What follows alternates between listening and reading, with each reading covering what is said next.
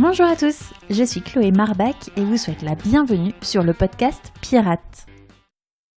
Aujourd'hui, je vous partage ma conversation avec Caroline Michalski qui a créé Piu Piu Rico en 2018. Au cours de cet épisode, Caroline nous explique ce que ça signifie de se lancer seule, l'organisation quand on est parent entrepreneur, avec notamment sa vision du slow entrepreneurship, et quelques astuces concrètes pour être plus proche de ses clients potentiels. Vous verrez, il se peut que nos rires soient communicatifs, parce qu'on a pas mal rigolé lors de l'interview. D'ailleurs, je vous laisse la découvrir sans plus attendre. Bonne écoute! Bonjour Caroline. Bonjour Chloé. Je suis ravie de te recevoir sur le podcast Pirate. J'avais très envie de t'interviewer. Tu es une serial expat et tu as trouvé une manière de faire de cette mobilité géographique un atout professionnel. D'ailleurs, je me posais la question, ta première expatriation, c'était quand ? C'était quand j'avais 2 ans en fait. J'ai vécu 13 ans en Arabie Saoudite puisque mon père travaillait là-bas. Mhm. Et donc c'était très jeune. Et après, je suis rentrée en France pour mes études. Et je suis allée après en famille avec mon mari en Corée du Sud et aujourd'hui au Chili. Très bien. Donc en fait, je t'ai donné toutes mes expats, pas que la première. Mais du coup, j'imagine, il y a un pays qui t'a particulièrement marqué ou particulièrement plu? Parce que du coup, quand tu as vécu dans plusieurs pays, j'imagine que tu vis des histoires, des expériences qui sont complètement différentes. Alors, marqué forcément l'Arabie Saoudite, c'est un pays tellement à part. Et c'était une expatriation avant Internet. Donc déjà, le pays était très fermé. Donc sans en plus l'accès à Internet, tout était compliqué. L'accès à la culture, à ses proches. C'est-à-dire qu'il fallait appeler. À l'époque, ça coûtait cher. Donc l'Arabie Saoudite, c'est très marquant. Et la Corée du Sud, j'ai vraiment adoré. C'est vraiment une culture absolument magnifique. Et un pays... complètement différent de notre culture à nous. Donc ça, c'est très enrichissant. Et je pense que quand on part en expatriation, c'est ce qu'on recherche. Complètement. Et voilà, aujourd'hui, je suis au Chili. J'ai pas assez de recul sur mon expatriation parce que je suis arrivée ici, j'ai eu mon 2e enfant, j'ai monté mon entreprise. Donc j'ai un peu vécu en huis clos. Donc voilà, il me faut encore du temps pour avoir un avis sur cette expatriation-là. Ouais, justement, donc quand tu arrives à Santiago du Chili, donc en 2017. 2017, oui. 2017. En 2018, tu décides de lancer ta start-up, Piu Piu Rico. Mm-hmm. Est-ce que tu peux nous expliquer ce qu'est le concept de Piu Piu Rico ? Alors, ce sont des jeux pour jeunes enfants sur la culture française. Ils sont évidemment produits en France. Mm-hmm. Ça fait partie intégrante du concept. Ils sont illustrés par Georgia Noël-Wolinski. Avec c'est un festival de couleurs, c'est vraiment très très beau. Ce sont des jeux qualitatifs, sécurisants aussi pour les enfants, donc ça veut dire tester CE. Donc en fait, l'objet de Piu Piu Rico, l'objectif, c'est de transmettre plutôt à ces enfants l'amour de la culture française. Et ça s'adresse aux petits Français, mais aussi aux couples de double culture et même aux enfants qui ne sont pas français pour justement faire découvrir cette culture, en fait. Voilà. Et du coup, comment ça t'est venu cette idée ? Alors, parce que je cherchais ce type de jeu pour mes enfants. Mes enfants sont jeunes et en fait, à chaque fois, je regardais dans l'offre de jeux aujourd'hui et je trouvais rien qui avait vraiment du contenu sur la culture. Alors, il y a des puzzles avec la carte de la France, des choses comme ça, mais moi, personnellement, je cherchais des jeux où je pouvais transmettre des choses à mes enfants et la culture notamment. Parce que ce sont des petits expats, il leur faut des piliers, la culture en est un. Comme je cherchais ce type de jeu et que je n'en trouvais pas, je me suis dit, c'est une idée, pourquoi pas le faire, et voilà. Et du coup, à quel moment tu te dis, je saute le pas ? Parce qu'entre avoir l'idée et se rendre compte qu'il y a un manque quelque part, et le moment où on se dit, vraiment, je le fais, je le concrétise, j'imagine qu'il y a quand même des petites étapes où il doit se passer quelque chose, non ? Alors, je cherchais à entreprendre depuis un moment et j'avais eu plein d'idées. Et là, cette idée-là, elle faisait tellement appel à une conviction forte que j'ai eu vraiment l'énergie de me lancer. Dans l'idée, j'aurais adoré me lancer avec un associé. Mais ça se contrôle pas, il faut faire la bonne rencontre. Et du coup, en fait, pour vraiment me lancer, je me suis fait coacher, en fait. C'est ce qui m'a aidé à sauter le pas. Et tu peux nous en dire un peu plus, justement, sur ce coaching ? Alors oui, c'est une coach qui s'appelle Dominique Descamps, qui est spécialisée justement dans les carrières nomades.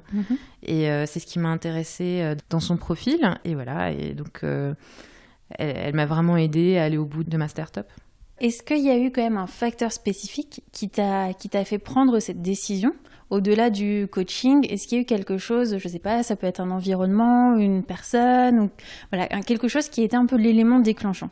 Oui, absolument, parce qu'il m'a donné envie de me lancer dans l'entrepreneuriat, c'est le fait d'être expatriée. Et j'ai cherché d'avoir une entreprise qui me permette de rester nomade, parce qu'aujourd'hui, voilà, je suis mon mari dans ses expatriations, mais pour autant, j'avais envie d'avoir mon entreprise. Et c'est pour ça que toute mon entreprise est basée en France. La production est française. Donc en fait, je peux être n'importe où dans le monde, ça ne change strictement rien.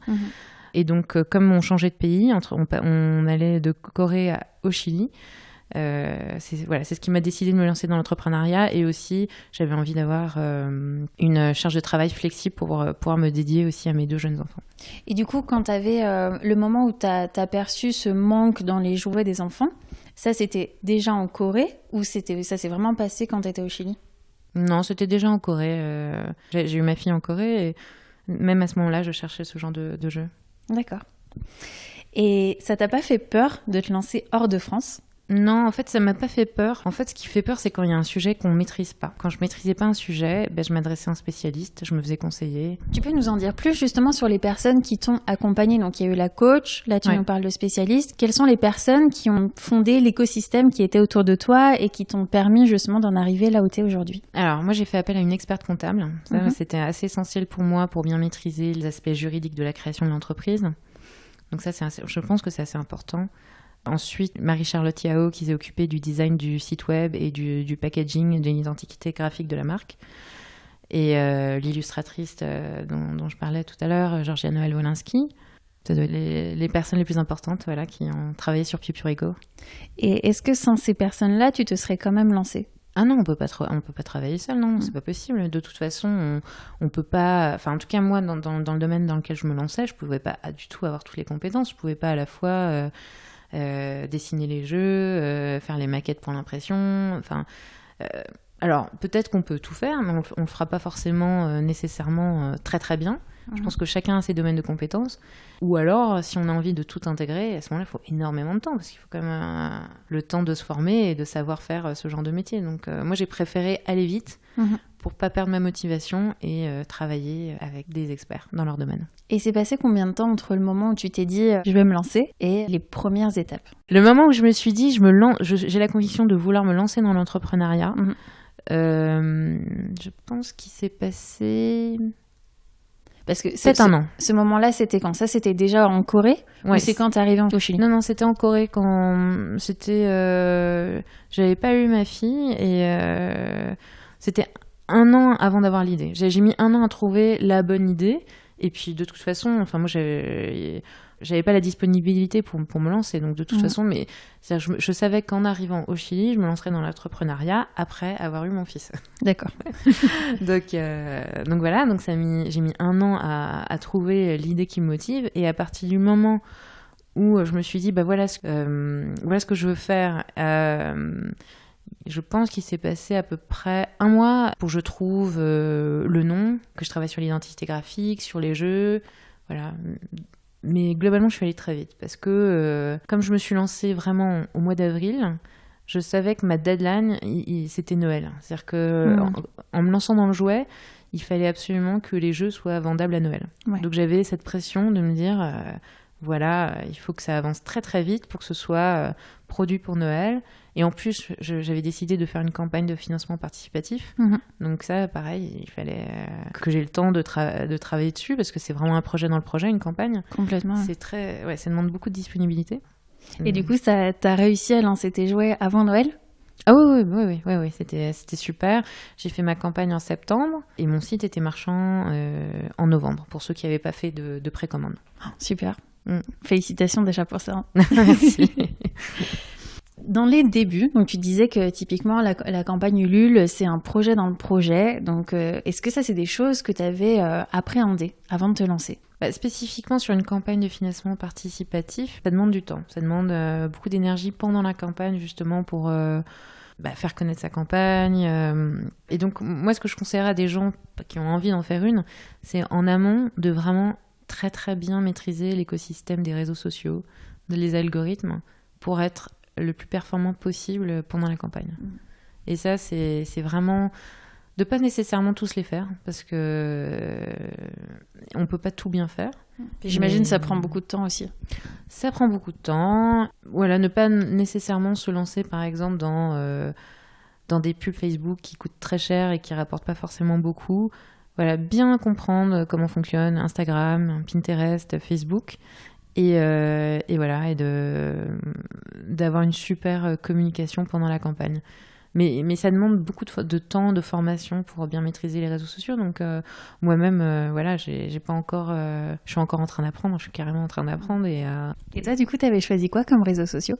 Alors moi, j'avais eu la mauvaise idée de tout faire. J'avais fait Instagram et Facebook.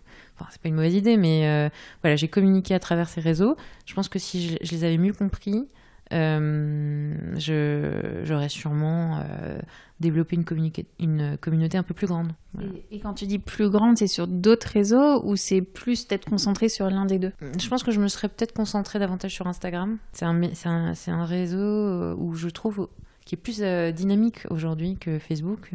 Facebook est quand même un peu vieillissant. Donc je pense que j'aurais, mieux travaillé Instagram. Parce qu'Instagram, c'est pas juste poster des jolies images et mettre des hashtags.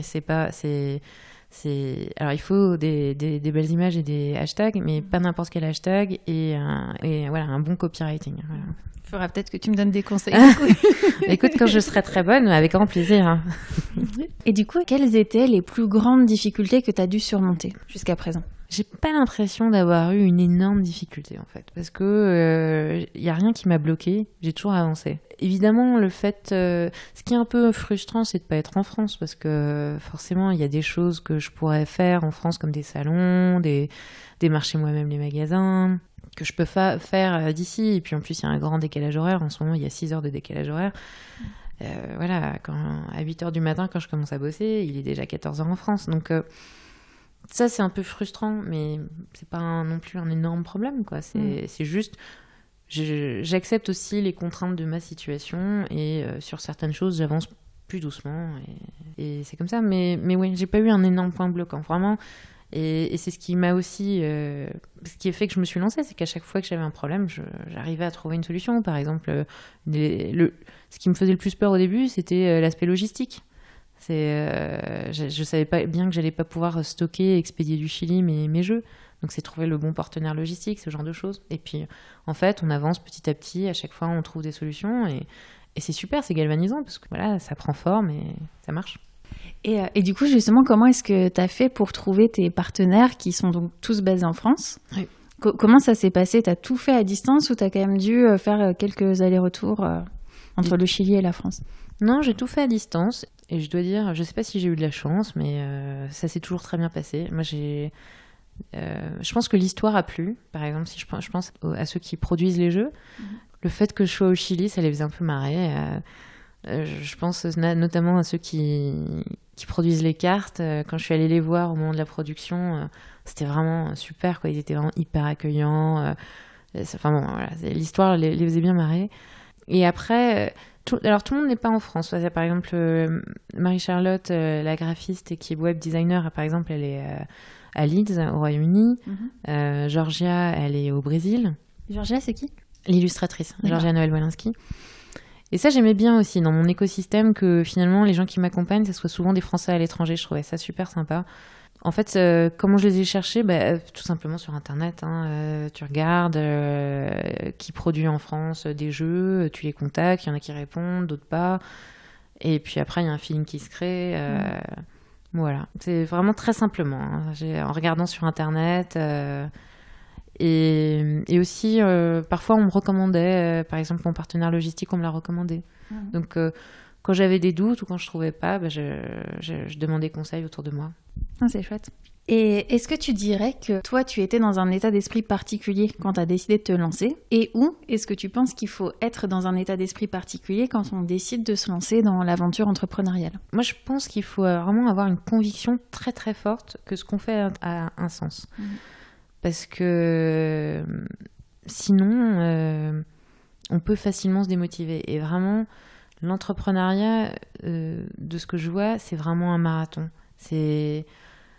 Faut tenir sur le long terme. Il y a des phases de sprint, il y a des phases où ça va beaucoup moins vite. Et pour rester motivé, moi, je pense qu'il faut vraiment avoir cette conviction que notre idée a du sens. Et tu l'as testé un petit peu ton idée au départ auprès de tes proches ou dans un environnement plus familial? Auprès de mes amis. Ouais, j'ai testé les jeux, et donc elles étaient assez enthousiastes, donc c'était chouette.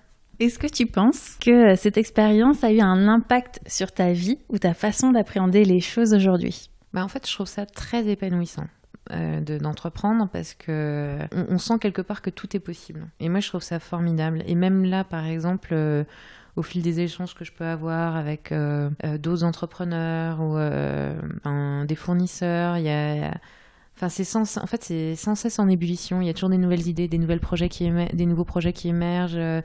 Après, c'est aussi stressant. C'est normal, mais bon, on peut pas tout avoir. C'est sûr. C'est vrai que j'entends souvent des entrepreneurs qui disent que, au final, la vie d'entrepreneur, c'est les montagnes russes et tu fais 2 pas en avant, 3 en arrière, 4 en avant, 1 en arrière. Enfin, ça n'arrête pas.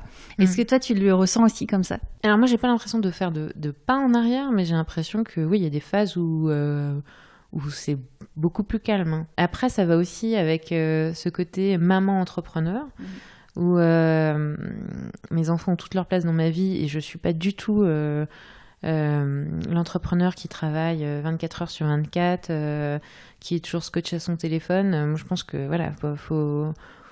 pour continuer à être motivé, il faut aussi avoir une vie personnelle équilibrée. Je suis assez à l'aise avec cette idée du slow entrepreneurship.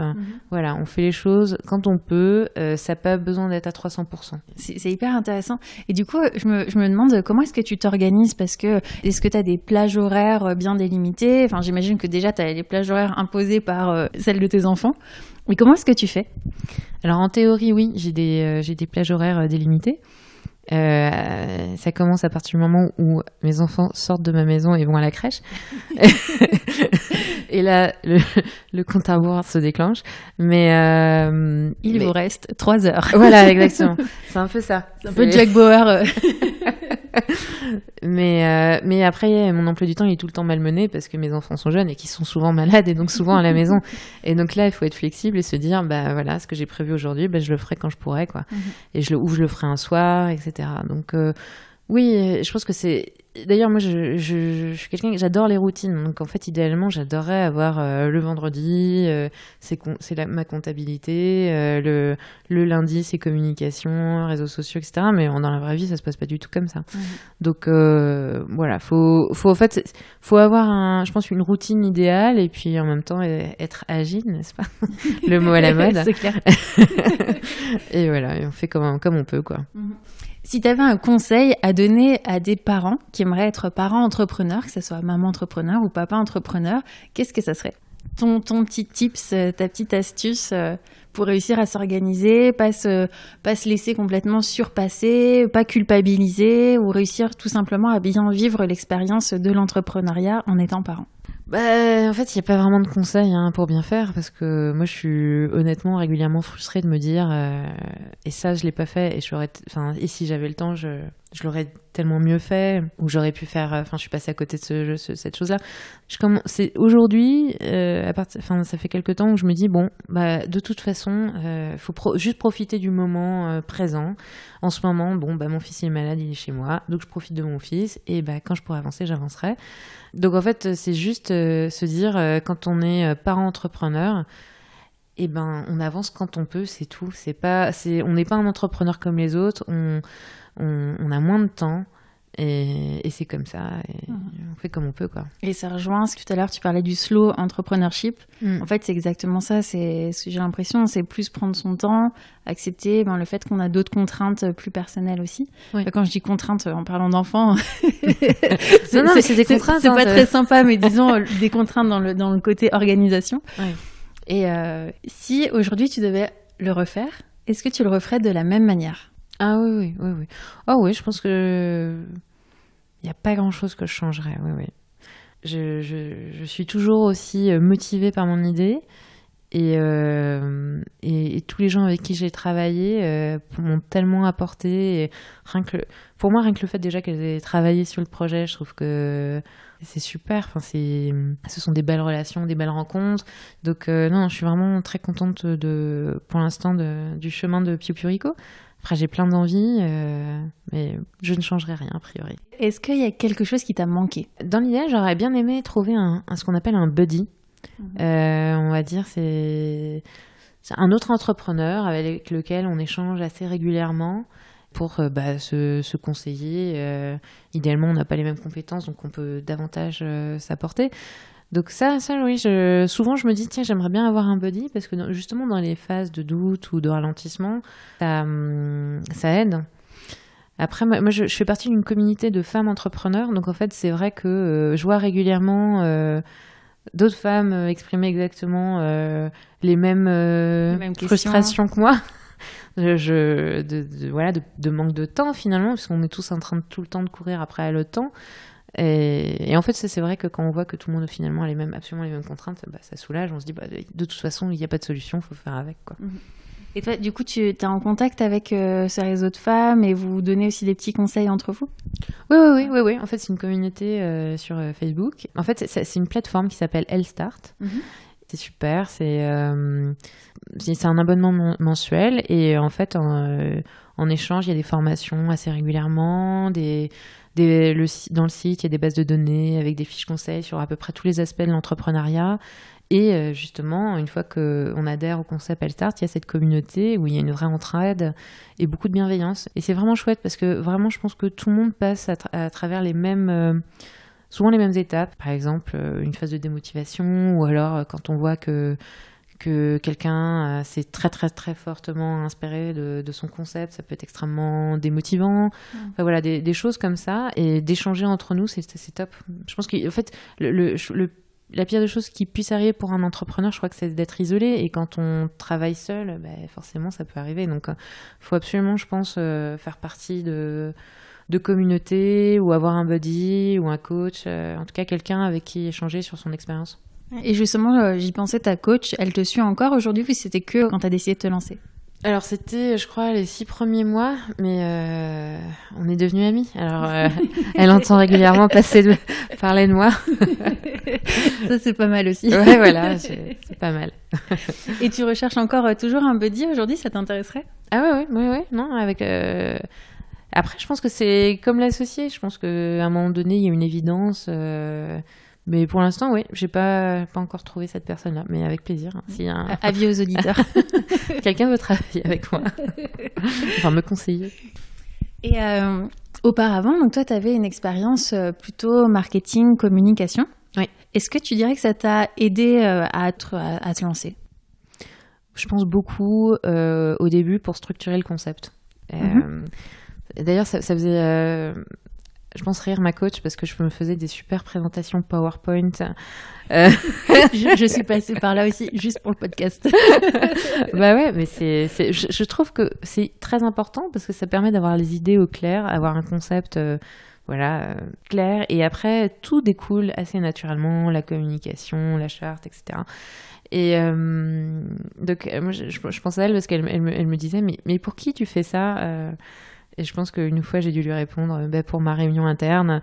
Donc, ma réunion avec moi-même, voilà, à 14h30. 14h30, je me réunis sur mon concept. Donc, donc je pense que oui, ça m'a beaucoup aidé à vraiment bien définir le concept. Et après, finalement, à travers ma formation et mes expériences, tout ce qui était maîtrise de la charte graphique, impression, je connaissais. J'avais déjà fait des briefs créatifs. Communiquer dans la presse, pareil, ça m'était pas du tout étranger.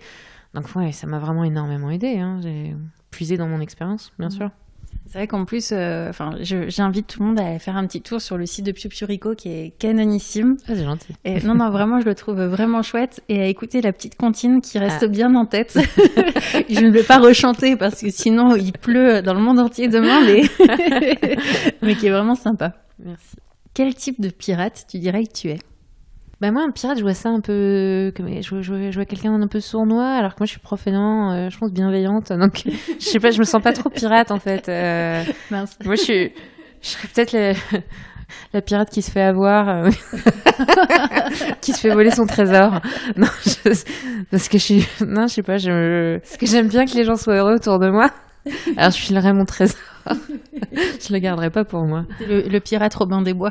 Ouais, voilà, c'est ça. Et c'est quoi les prochaines étapes pour Pipurico? Alors, alors proposer une nouveauté pour Noël. C'est vrai que là en Europe ça va être l'été, donc ouais. Noël ça paraît un peu loin. Bah ouais, mais faut le faire maintenant. Mais ouais, sinon, j'imagine. ça sera jamais fait. Et puis, déjà, faut trouver la bonne idée et puis l'illustrer, etc. Il y a du travail derrière. Ouais, il y a du travail et surtout une très belle collaboration sur un produit avec une autre créatrice qui sera soit pour la fin d'année, soit pour le début d'année. Donc, message. C'est super justement. Je pense que aussi quand on est entrepreneur, faire des collaborations, ça peut être aussi sans s'associer nécessairement. Ça peut être très très enrichissant. Non, bah, tu m'étonnes, surtout que toi, du coup, comme tu es toute seule, ça te permet aussi d'avoir des contacts. J'imagine de challenger aussi un petit peu. Ouais. Ce côté-là, n'empêche, il doit pas être très évident de travailler tout le temps un peu en huis clos avec toi-même et de pas savoir si tu pars dans la bonne direction, d'avoir des avis aussi d'autres personnes. Mais ça, alors si je peux donner un conseil, moi, j'ai fait énormément de sondages au départ. Même au tout début du concept, quand j'ai eu l'idée, pour valider l'idée. Donc à chaque étape, j'ai fait, à chaque étape non, mais en tout cas j'ai fait 3 sondages où j'interviewais beaucoup de gens. Et après j'avais créé un comité Pipurico. C'est génial, j'adore. Un groupe secret sur Facebook où j'avais mis mes proches et des amis dont la vie m'importe beaucoup.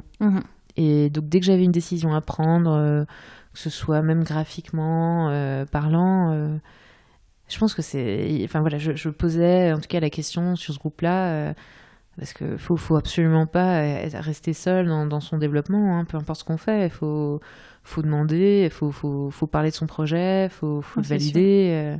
Donc voilà, à travers des sondages. Et ces sondages, tu les faisais, c'était des questionnaires en ligne, c'était des interviews, c'était... Non, c'était des Google Forms que j'envoyais à des gens qui pouvaient être potentiellement intéressés par ce type de jeu.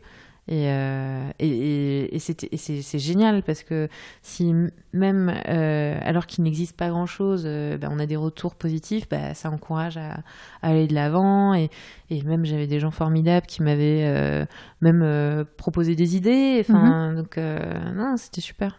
Est-ce que tu as eu des mentors dans ta vie pro ou perso et qu'est-ce qu'ils t'ont apporté? Le PDG de la dernière entreprise pour laquelle j'ai travaillé en France m'a beaucoup inspirée parce que c'est vraiment un entrepreneur qui n'a pas peur de prendre des risques. Et il m'a énormément appris. Il s'appelle Jacques-Olivier Abitboul et sa société c'est JJA. Et en fait, ce qui était formidable, à l'époque, je m'occupais de la communication et en partie des médias. Au moment où je suis arrivée, en fait, ils ont commencé à faire des campagnes médias. Et en fait, ce que je trouvais formidable, c'est que quand il trouvait qu'une idée était bonne, il n'avait pas peur d'y mettre un budget significatif en face. Enfin voilà, il donnait les moyens à ses équipes de bien faire les choses. Et dans tous les cas, ça allait être un enseignement, que ça marche ou que ça marche pas. Et ça, je trouvais ça génial. Et en fait, moi, alors à mon niveau, en toute humilité, je trouve que ça, l'entrepreneuriat, c'est ça. En fait, on passe notre temps à prendre des risques et ça nous permet d'avancer. On voit ce qui marche, ce qui fonctionne pas, on réoriente, etc.